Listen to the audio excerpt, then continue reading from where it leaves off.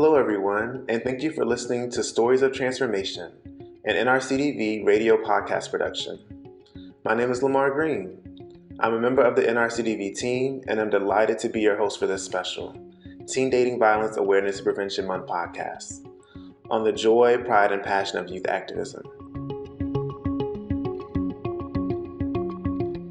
We find ourselves in Black History Month, only a couple months into the new year 2021. Waiting to see how society will continue to respond to the demands for racial justice that were invigorated in the Black Lives Matter protests following the murders of George Floyd, Breonna Taylor, Ahmaud Arbery, Tony McDade, and so many others. Millions of people poured into the streets last summer during the COVID-19 pandemic to demand justice for the Black lives lost at the hands of police violence and racism. Among those standing up for changing their society were many young people, millennials and members of Generation Z, who use their voices to hold those in authority and positions of power accountable. In the words of legendary political activist Angela Davis, radical change has always come from young people. Today we have the honor of being able to hear the narratives of three incredible young Black women who are stepping up to combat domestic violence and racism in their communities. We will hear how they are making radical change, including how they got involved in youth activism, their challenges and motivation for doing this work as Black women, and their call to action to do your part in ending domestic violence. Let's hear how they got started. When I look at activism, I see that we did change from back in like the 1900s where Martin Luther King was, and coming to this day and age, we can see that younger generations are stepping up to the plate rather than the old people, because there's so much that young people face that older people don't know how to talk about. So that also motivated me to get involved, because in my line of work, I do help with like sexual assault, domestic violence, advocating for people that have survived that, because I'm a survivor myself. I did experience sexual assault and domestic violence at the age of 14 in the relationship that I was at. I didn't know exactly what I was going through, because it was like, okay, I don't know if this is how a relationship is supposed to be. But then Google was my best friend at that time, so I started researching, and I found one of the organizations that I'm a part of for 7 years now still, through Google and through searching up what I had to find out if this was really what was supposed to go on in a relationship. So that was where I decided to start my advocating for people who have been going through this. Like my mom has also survived domestic violence, even being placed in the hospital. So we are a family of survivors, and we basically advocate for people in a sense that nobody should have to go through this. So I feel like my advocating is not going to stop here. It's not going to stop anytime soon. So that's really why I got involved with the line of advocating that I do for survivors of domestic abuse and sexual assault. I'm from not the best neighborhood in New York City.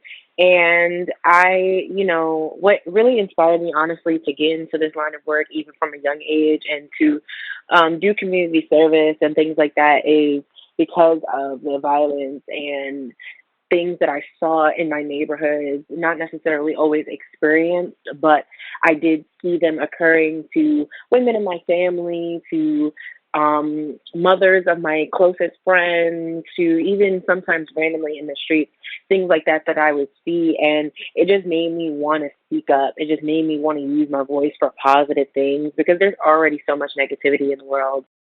While I was in school, I was a part of a female organization called Females United to Uplift, Reshape, and Educate.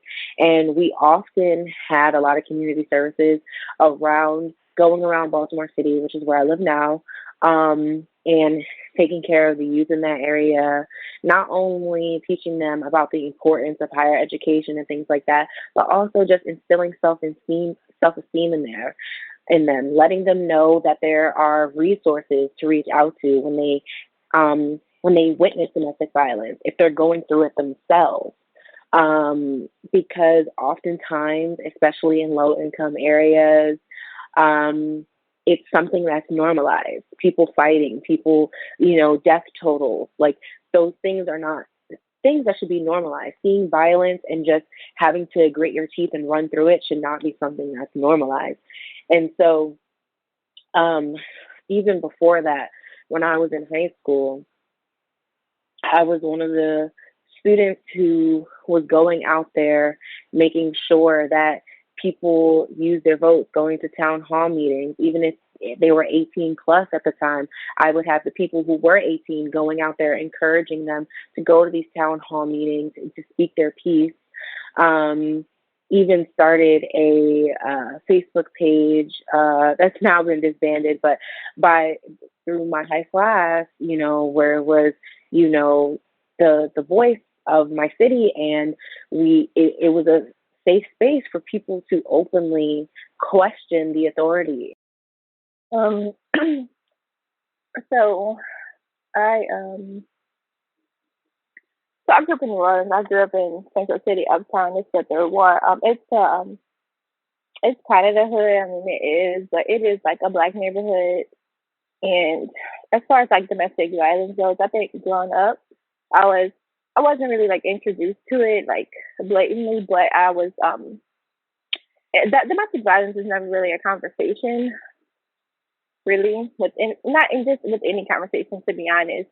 But I do remember, I do like it's never like introduced as a concept. Like it doesn't. It's sort of really not introduced. It's sort of you don't really understand it until you get older. But I do remember, like people fighting, like people mom and dad fighting, or two people across the street, boyfriend, girlfriend, husband and wife. And I remember all the fighting, and I remember, the police being called and just stuff like that, like at various times. And even now, with the fact that quarantine does have a lot of domestic violence rates that are like higher than it was in previous years, and just stuff like that. But I think that a lot of people, whenever it comes to domestic violence, they, especially like whereas I was introduced to it at, it's sort of something that they just deal with, that they don't see as violence or even really a problem, because it's not talked about. And if it's not talked about, then it begins to get normalized in households and communities, and they don't really see a problem with it. And even in the media, it just seems like this person did it and they got away with it, because oftentimes like victims don't come forward, and that means perpetrators get away with it, and then they could do it again and again and again, and just becomes a cycle of abuse. But I just think that in my neighborhood and where I come from, and even like at the school I teach at, I just want to make it known and just introduce it to them as much as I could, without getting in trouble for it, and just like, and whenever I had kids, just to introduce them to the topic of domestic violence, because it's not talked about. Like it's talked about how, so and so and them people was fighting and stuff like that, but it's not introduced as domestic violence. People almost kind of take it as a joke, or they just use it as gossip. And I think that's kind of a narrative that I do want to change in my community. And I think I kind of fell into it, domestic violence and activism, with this, like throughout quarantine, and just seeing how domestic violence situation is really the most dangerous, especially for an outsider, and especially the fact that rates went up, and the circumstances of domestic violence went up during quarantine, and it's like this is all happening, but no one's talking about it, no one's advocating for it, no one's trying to do anything to educate or even stop it. And then whereas domestic violence come into, it's like also a misconception that it's between like a boy and a girl, whenever it's not. It could be between any spouse of any gender. It could be even children can also be involved as well. And I think people underestimate the seriousness of it and the lethal side of it, because it can lead to people dying. It can lead to people getting seriously hurt and seriously traumatized. That was Celeste Aroha, Kaloni James, and Deborah Austin. It's so powerful to listen and hear how they each got involved with youth activism work to combat domestic violence. A thread that is common to all of their narratives is this piece around lived experience being a catalyst to being in this work. Celeste stated that she was a survivor, and both Deborah and Kaloni discuss how they witnessed violence in their neighborhoods growing up and the need to address it. Next, we'll get to dive into the resiliency of Celeste DeBoer and Colonie as we hear about their challenges in doing anti-violence work, as well as the joy they find in their committed effort to forge healthier, violence-free communities. Let's start with Celeste and then Colonie as they share their challenges. Being a person of color and activism behind the work that I do is also very triggering for me, but it's very important that I talk about it because I know in cases of domestic abuse or sexual assault that we tend to report, we're not tended to be believed more than the other races. And we have one of the highest cases of sexual assault or domestic violence. And I believe that if we share our story from the beginning more than once, if a whole group of people of color, no matter what you are, Black, Indian, Native American, wherever you prefer to be, we can have our voice heard instead of just being discredited or not believed because, oh, it could be what you wore. But it's like, it shouldn't have to be that way. Honestly, it's a path of racial injustice when we talk about activism in Black people or a person of color, because they'll believe somebody that's like a Caucasian person. They'll believe them over a Black person. And it's like, we have to change that stereotype. So that's how I make my decision making. Like, I will share my story no matter how people may view me, and people may not tend to believe me, but I still tend to share it. Historically, in a lot of activism, but just because it's activism doesn't necessarily mean it's oppression free. And I think that a lot of people are starting to realize that, which is why it's starting to break off. So just so you're advocating for, let's say, Black lives. Well, now we're going to break off. We're going to advocate for Black and transgender or Black and queer, because just because it's activism, it's not necessarily mean it's inclusive to everyone. So being Black, it influences my activism because I want them to know, like, I'm not just rooting, for everyone. Like, I am, but I want to make sure that I want to make it known and make it blatantly, just make it known, period, that I'm not leaving out Black women. I'm not leaving out y'all, because in a lot of places of activism, even feminism as well, like, Black women are left out. And then when it comes to domestic violence, just because the thing, they have a lot of stereotypes around domestic violence, and just the statistics even show too, as well, as far as like Black women are victims or common victims of domestic violence. And I think it just has a lot to do with a lot of stereotypes, a lot of oppression as well. And I think domestic violence isn't, although it's like I want to say one of the leading causes of death in the entire nation, and it's not talked about. We have panels and we have informationals about drugs and just stuff like that, but we don't really have a lot of resources when it comes to domestic violence. And I just wanted to make sure that I'm making it known that it exists, it's real, and that it can be, and we can combat domestic violence. Like, we don't have to just stand by and let it happen, that we can talk to people, we can have those conversations, and we can do the work to make it, a public, kind of like a public outcry for it, kind of make it known to the public and make it heard, especially those victims, and just stop judging, because a lot of the people, they do judge about when it comes to domestic violence. They don't want to talk about it. They feel as though they victim blame. And I think that it comes from not being aware of the situation. And so I just wanted to make it not only domestic violence known, but also I want to make Black women known in it as well, just because like I said previously, in activism, oftentimes, like, it doesn't really mean it's oppression free. And so just when it comes to domestic violence and Black women, I want it to be like a blatant statement that I'm doing the work and I'm doing it for them, and I'm not leaving them out. I'm being inclusive to everyone, to every Black woman, queer, transgender, no matter what it is. And just being a Black woman, it kind of just influences that, because I know for me, in certain places of activism, I know I felt depressed. And I just want to make sure that as long as I'm involved, another Black woman won't feel depressed.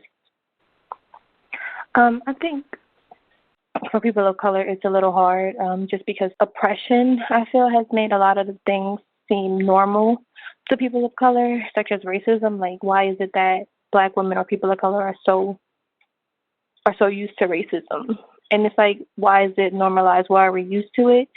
And I think that I think sometimes we kind of give up because it is hard and it's like traumatizing to continue to fight, continue to work, and just feeling like we're just not getting nowhere. And I think that's where a lot of the times where the whole comes, just because like we want to, because like, people ask us all the time, let's hold these anti-racist conversations, but it's like, what is the purpose of having this anti-racist conversation if we're not going to see results immediately? Not even immediately, but like in the long run, just because fighting racism is very traumatizing and it's not like immediate effects, but it just gets tiring, especially when for the moment people are, on board and ready to fight racism, but then a couple months later, it's like when we're not doing it anymore and they don't take a step back and look at, even like what companies and their policies,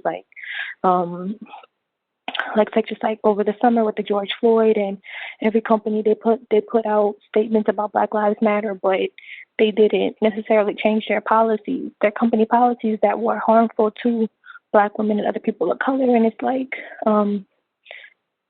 it's kind of like, what's the point? I think that's where that whole comes from, because making a statement is just the bare minimum, in my opinion. And what about your policies? What about the stuff that matters? Working in domestic violence advocacy and activism can be cumbersome and tiring, but these bold young women continue to fight the good fight because they are able to find pockets of joy in this social movement. Let's hear about what motivates these women and fills them with joy. Deborah, start us off.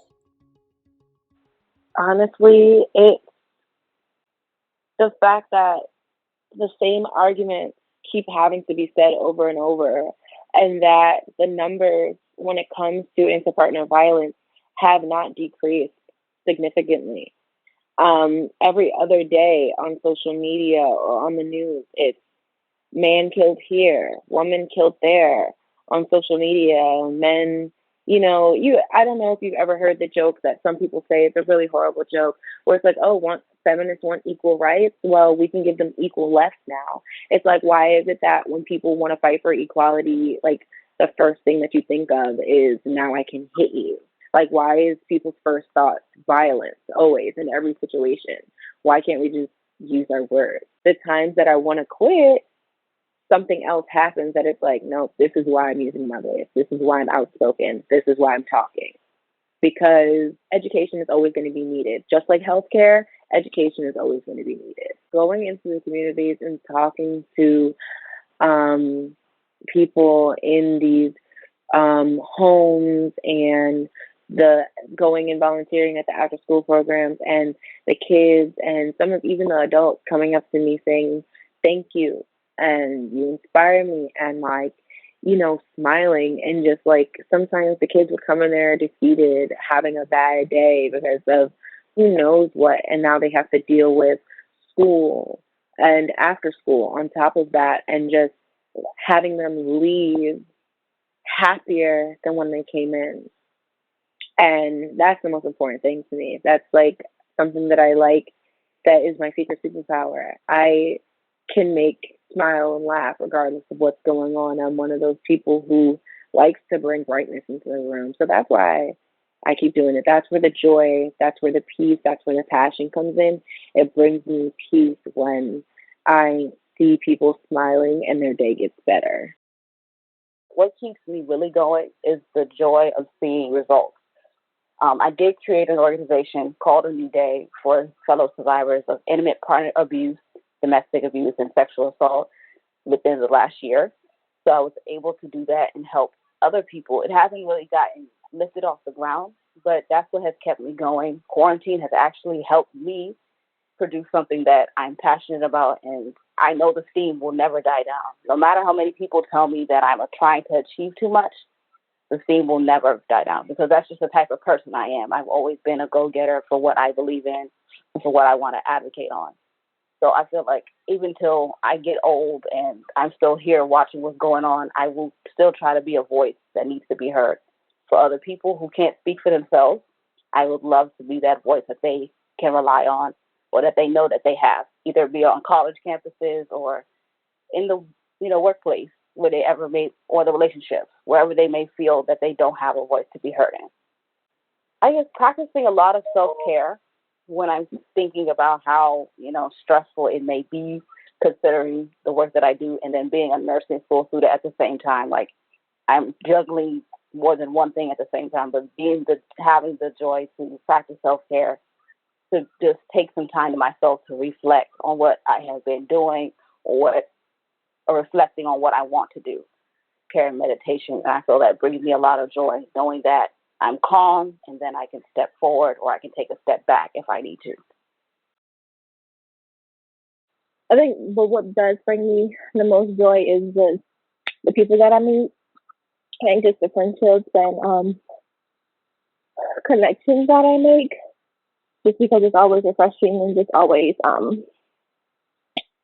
it's just there's something about just seeing other Black women and seeing them prosper, seeing them grow, seeing them do something that they love, and I think that's the most joyous thing because with this work it's hard and a lot of the times even with the groups that we have, the big groups, we still oftentimes feel unheard, and not with each other, but with basically society because we don't do this work to just get immediate results or even like groundbreaking results because we know that it's not, it's realistic, sort of, but we know it's not highly realistic.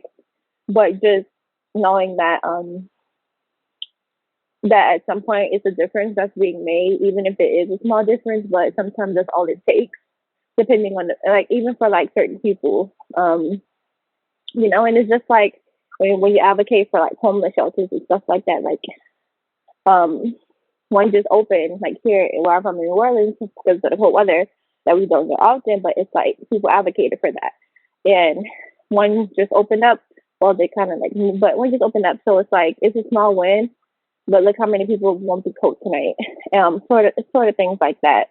And even with the George Floyd stuff, like it took a minute, but they were arrested, and that's just a small win. It's not groundbreaking, really, and it's not. And it's really the least that our justice system could do, but it did give us a little hope, and I can say that just from a Black perspective because we weren't hopeful that they were even going to get arrested. But, it just look at the power of the Black voice and the protest. And I think that's what I find joy in is the friendships and the small wins that really just keeps me going because it does get hard to constantly just go to war and combat the same thing over and over again. Because it starts to sound like a broken record, but you just gotta keep going. It is so commendable and inspiring to hear how passionate and selfless these three young women are. Instead of giving in to the challenges of combating domestic violence, racism, sexism, and other forms of oppression, Celeste, Deborah, and Kaloni are able to find joy and motivation to keep speaking out and addressing domestic violence. For the last bit of the episode today, we'll hear a call to action for individuals and communities to stand up to domestic violence and how organizations can improve their response to youth activists and those who need support. It's all about, taking a chance, working out there, learning, being receptive to the information that's given to you mostly, and just continuing to know that domestic violence and other acts of harm against men, women, and children is not one-sided. It's not linear. There are many, many, many different things that fall under the different categories of violence and assault. And we have to stop making it seem like every situation is the same and like everybody has the same options, which is why I feel like LGBT people, people of color, women of African American and non-African American descent, and men especially, should start coming forward with their stories, like using their voices to share their experiences, because oftentimes people just think that, like they say, why don't you just leave? It's not always that easy. For some women, it was. For some men, it was. For some people, it wasn't. Or thinking that in the LGBT community that domestic violence doesn't exist, but it does. Just because someone may be in a relationship with someone who is the same sex as them doesn't mean that they're not experiencing domestic violence and, mental and emotional abuse in their relationship, because it's not a fight, it's abuse. Just because they're the same sex doesn't make it any less abusive. I believe that we, as people of color, should be involved with this movement. As I did say earlier, that we are one of the highest cases of not being believed, whether it be a black female or a black male. And who better than to be in the movement than the people that face it, or sadly have to know somebody that has gone through it as a person of color. So I feel that we should be at the forefront of domestic violence when it comes to a organization that works around people of color or somebody that identifies as a person of color. And I feel that organizations who work around like the people of color youth or just in general anybody that's a person of color, they need to be culturally respected. If they have a leadership team or if they have a team that they're trying to make that impacts us as as people of color, they need to have at least a president or a vice president or somebody on that team that's a person of color, because their qualifications are probably there and the quantities of what the experience that they need is there. When we look at other organizations that I've only seen a lot of other races that maybe somebody Caucasian or Hispanic might be leading the organization, but they're around the people of color. They're trying to advocate for them. But it's just like, if we don't have that on a leadership team, then we don't really see the impact that we're trying to make as an organization. I feel like you have to have someone on the leadership team that is going to say, I can relate to this because I'm a person of color, or I know somebody that went through this, or I actually went through this as a younger person. Now, when it comes to the youth, because I didn't learn about what I was going through until I was in high school. We're not educated in that. So I feel like institutions should probably educate us before we get to high school as a person of color, maybe implement case trainings. Like we have MCASA here, which is the Maryland Coalition Against Sexual Assault. They go to school and train. The organization that I was a part of, It's on Us, is an institutional training thing for people of color. It's diverse. That's all I have to say. Like, it's diverse, and also One Love is very diverse. I feel like we have to have that diversity with people of color on leadership positions. I just need to see that diversity in that aspect and be respectful of people's opinions and views and perspectives of how it affects people of color as the domestic violence cases arise. Talking to youth that are actually involved, more youth these days are actually more involved in cases that are around domestic violence, gun violence prevention. They're involved in things of this day and age because we have technology, we have the media outlets. They see these things and want to make a change. So if you want to bring youth into your organization, just have them maybe create volunteer opportunities through their institution, because you can work through educational aspects. You can go talk to them as a classroom speaker. Teachers will bring them in with consent from parents, with consent from the school administration. Youth are now going to be the leading forefront in this case, as I've seen, because we are literally go-getters. They're going to be the forefront in the future. They're starting now. So they know what they want to do around these cases. They know what they want to speak about, because they may sadly, 1 in 3 of them may go through it, and they don't want to see another person go through it. So that repetition doesn't have to happen. So if they want to end it, they'll start now until they get to where they want to be, and we can finally see a digression or regression in domestic violence cases, and we can see it come to a complete end as well. So I would tell them, just keep pushing. There may be obstacles, but you're going to get to where you want to go to get youth involved. Deborah adds this for organizations looking to engage youth in their work and a message to other young people wanting to be involved. I would say to them, don't stop. Use your resources and don't be afraid to continue learning. Also, don't get comfortable, because especially with bigger organizations that have been around for really, really, really long time, They tend to get comfortable with just being one track, with just helping and doing the same thing over and over. The world is changing, so your organization has to change too. Don't stop doing the work, change it up. Don't be afraid to use your resources. Knock on that mayor's door. Write him a letter, email him, call their offices. Don't be afraid to use the connections that you have. That's what I would say to them. Because oftentimes people just get comfortable. They continue to do the same work and they don't educate themselves on new terminology or how the world is changing. And that can be the downfall. You have to constantly evolve with the way the world is evolving. So the biggest thing that I always tell people is please, please, please don't give up. Even if only one person likes your post or one person shares your post, that one person might help you reach 100 people and then 1,000 people. So please don't ever think that your work isn't important.